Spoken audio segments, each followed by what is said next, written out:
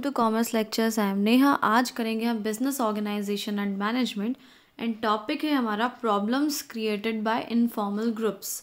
यानी अगर एक ऑर्गेनाइजेशन में इनफॉर्मल ग्रुप बन जाता है तो क्या क्या प्रॉब्लम फेस करनी पड़ सकती है एक ऑर्गेनाइजेशन को। एंड गाइस, अगर ये नोट्स चाहिए डिस्क्रिप्शन में लिंक मिल जाएगा, वहाँ से आप नोट्स डाउनलोड कर सकते हैं। तो देखो, सबसे पहली प्रॉब्लम है पॉलिटिक्स बाय इनफॉर्मल लीडर। यानी एक इनफॉर्मल ग्रुप का जो लीडर होता है वो पॉलिटिक्स खेल सकता है, गेम्स खेल सकता है। किस टाइप के? जो इनफॉर्मल लीडर्स हैं वो पावर पॉलिटिक्स में इन्वॉल्व हो सकता है। यानी सोचेगा कि मैं सबसे ऊंचा हो जाऊँ, सारी पावर मेरे हाथ में हो जाए, मैं मैनेजमेंट से भी ऊपर हो जाऊँ। Try to dominate management, management को डोमिनेट करने की कोशिश करेगा। यानी सोचेगा कि मेरे इशारे पे सब कुछ चले, मैनेजमेंट जैसा मैं कहूँ वैसा हो। Undermine organisational structure, organisational structure के साथ ऊपर नीचे करने की कोशिश करेगा। सुपीरियर से सबॉर्डिनेट रिलेशनशिप खराब करने की कोशिश करेगा। जो आपकी ऑर्गेनाइजेशन है उसके गोल्स, वैल्यूज़, एनवायरनमेंट को डिस्टर्ब करने की कोशिश करेगा सिर्फ अपने आप को ऊपर रखने के लिए, क्योंकि उसके हाथ में कंट्रोल है उसके मेंबर्स का, है ना। मेंबर्स तो लीडर्स की सुनेंगे। नेक्स्ट है जनरेशन ऑफ रूमर्स, रूमर्स फैलाने की कोशिश करेगा। Informal communication offer carries inaccurate, incomplete and distorted information. सबको पता है जो इनफॉर्मल कम्युनिकेशन होती है, ओरल कम्युनिकेशन होती है, यानी यहाँ कोई भी मेंबर किसी से भी बात कर सकता है। तो यहाँ जितनी भी इन्फॉर्मेशन फैलाई जाती है वो सभी इनएक्यूरेट, इनकम्प्लीट और डिस्टॉर्टेड होती है। मतलब ऊंची नीची, आधी टूटी फूटी, या फिर उसमें कुछ ऐड ऑन होता है, मसाला मिर्च होता है, ऐसी बातें जो होती है ज़्यादातर फैलती है।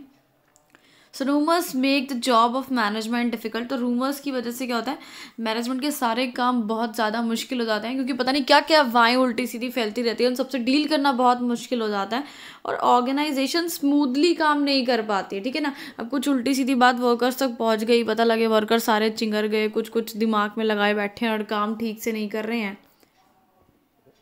नेक्स्ट है restriction of output. Informal groups may pressurize their members to restrict their output and promote unauthorized behavior. जो इनफॉर्मल ग्रुप है, ठीक है, वो अपने मेंबर्स पे प्रेशर डाल सकते हैं कि भाई ज़्यादा आउटपुट नहीं बनाना है, यानी ज़्यादा प्रोडक्शन नहीं करना है या ज़्यादा काम नहीं करना है। बिहेवियर अनऑथराइज्ड है रहेगा, मतलब जैसा हम कह रहे हैं वैसे बिहेव करो, हमारी मर्जी से बिहेव करो, बिल्कुल एकदम मैनेजमेंट के चमचे मत बन जाओ, ऐसा करके वो कुछ वर्कर्स के दिमाग में डाल सकते हैं।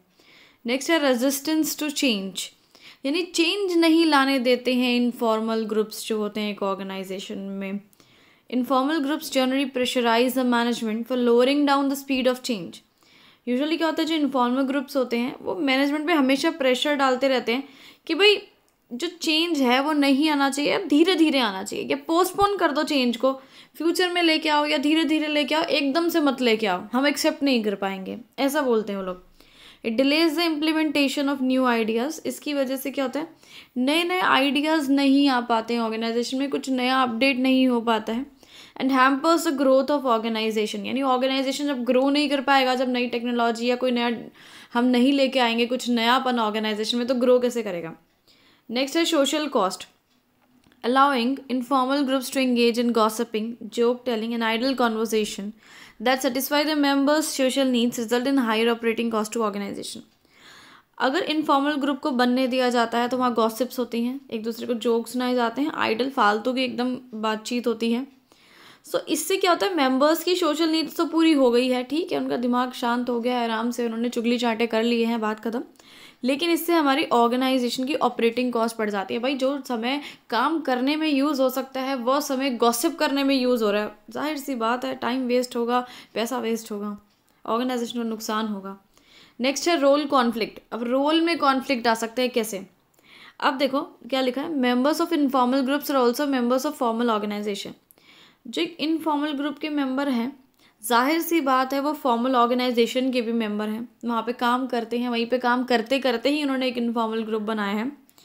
And in informal groups they have specific roles to play and certain contributions to be made.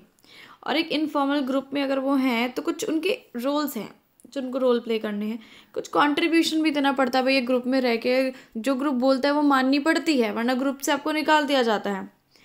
But at the same time they also have to play positive role in formal organisation.